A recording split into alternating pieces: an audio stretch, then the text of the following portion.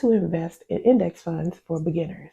I'm going to try to give you a step-by-step because I get asked this question all of the time. Number one, what is an index fund? It's basically just a group or basket of stock. One of the most popular indexes is the S&P 500.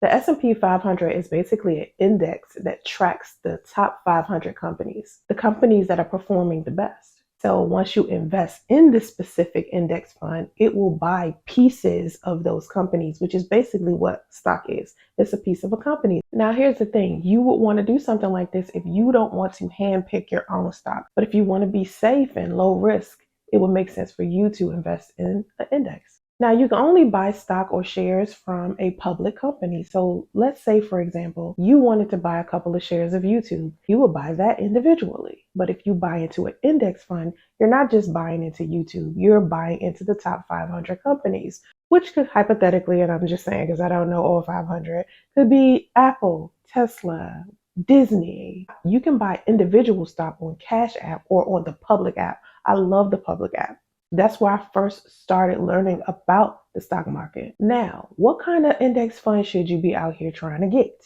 You must first look at the expense ratio of that specific index fund.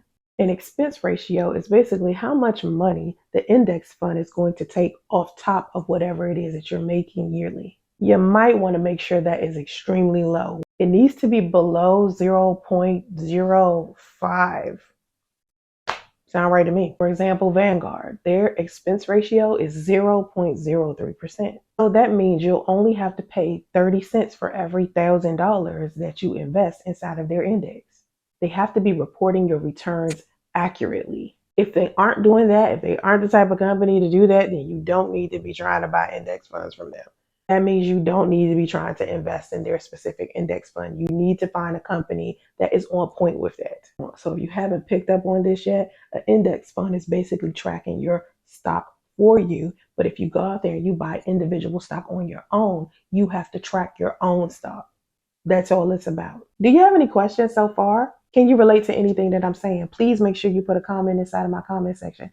I would definitely appreciate that. So how do you build a relationship between you and an index fund? You just have to start a brokerage account with whatever index fund it is. So my example was Vanguard, right? So you have to have a Vanguard brokerage account. Now, some brokerage accounts will allow you to get index funds from other companies, but they will charge you a fee for that. So kind of to me, that really doesn't make any sense. I don't want to pay an additional like $50 to $100 just to get index funds from another company when I'm just dealing with Vanguard. Like, that's stupid to me. But people out there, they do it. So you need for me to give you an example of the best funds out there. Of course, Vanguard, you got Fidelity, you got Schwab. Each of those brokers have different index funds that you can invest in. It just depends on where you stand financially and what you're willing to invest. There is no cookie cut anything. And that's what I want a lot of people who are beginning investors to understand. Every person is standing in a different place, and some of us have more freedom than others. So it just depends on you and what you can handle. Now, remember, an index fund can't be traded on the stock market. You can't just go to Chick-fil-A and order it. An index fund is a type of mutual fund. Most of these brokers have websites. Okay, so you're going to be able to invest in an index fund online. So all you got to do is go into your account and probably click on one of the options that they have available for you. So whatever it is that you want to trade, they'll probably have a menu there for you to select from. How much money do you need to invest in an index fund? Probably from $1,000 to $5,000. A lot of y'all make that easy, but some of y'all, it's going to take you some savings. It's going to take you sacrificing. It's going to take you sacrificing a DoorDash delivery here and there. You know what I mean? But you can do this. This is not that complicated. You can do it. You just got to save up the money. Just take your time. $25 a week. If it take you all year, 2 years, 3 years, get it done. And once you do it, you'll be happy that you made such an investment. If you haven't purchased my book, Owning Opulence, please do. It's for those beginning to invest or be in business. All of the preconceived notions that you had about making money or investing or wealth, you could just dump it out your mind, okay? My story is a trip because how I ended up becoming an investor is a whole like, oh my God, right? I'm a real person and I went through real experiences to get to this point. Hope this video helps you. If you enjoyed this video, please follow me on Instagram at The Real Soncerae, okay? Have vision and stay focused. Namaste. Welcome to my side of the internet. My name is Soncerae Monique. I'm a certified life coach for both men and women.